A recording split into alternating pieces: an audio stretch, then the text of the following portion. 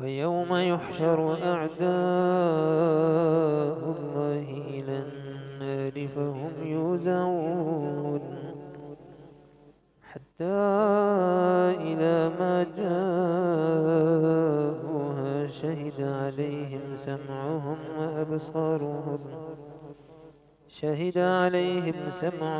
وأبصارهم وجلودهم بما كانوا يعملون. وقالوا لجلودهم لم شهدتم علينا؟ قالوا أنطقنا الله الذي أنطق كل شيء وهو خلقكم أول مرة وإليه ترجعون. وما كنتم تستترون يشهد عليكم سمعكم ولا أبصاركم أن يشهد عليكم سمعكم ولا أبصاركم ولا جلودكم ولكن ظننتم أن الله لا يعلم كثيرا مما تعملون. فذلكم ظنكم الذي ظننتم بربكم أرداكم فأصبحتم من الخاسرين. فإن يصبروا فالنار مثوى لهم وإن يستعتبوا فما هم من المعتبين.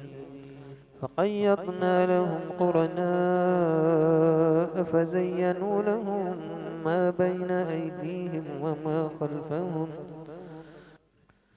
فحق عليهم القول في قد خلت من قبلهم من الجن والإنس إنهم كانوا خاسرين.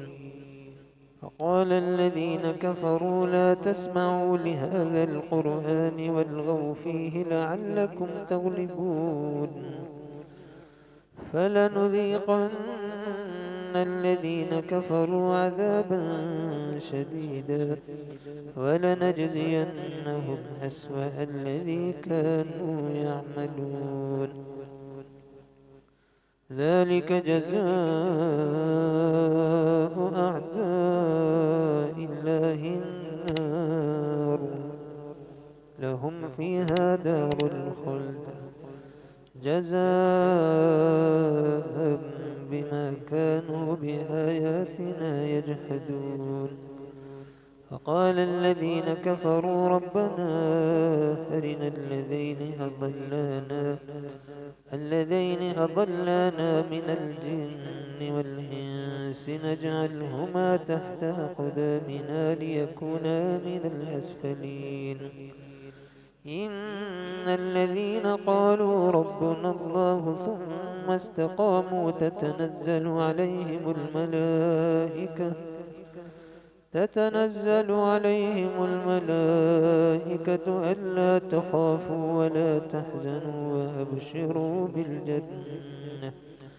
وأبشروا بالجنة التي كنتم توعدون. نحن أولياؤكم في الحياة الدنيا وفي الآخرة ولكم فيها ما تشتهي أنفسكم ولكم فيها ما تدعون نزلا من غفور رحيم. فمن أحسن قولا ممن دعا إلى الله وعمل صالحا وقال إنني من المسلمين. ولا تستوي الحسنة ولا السيئة ادفع بالتي هي أحسن فإذا الذي بينك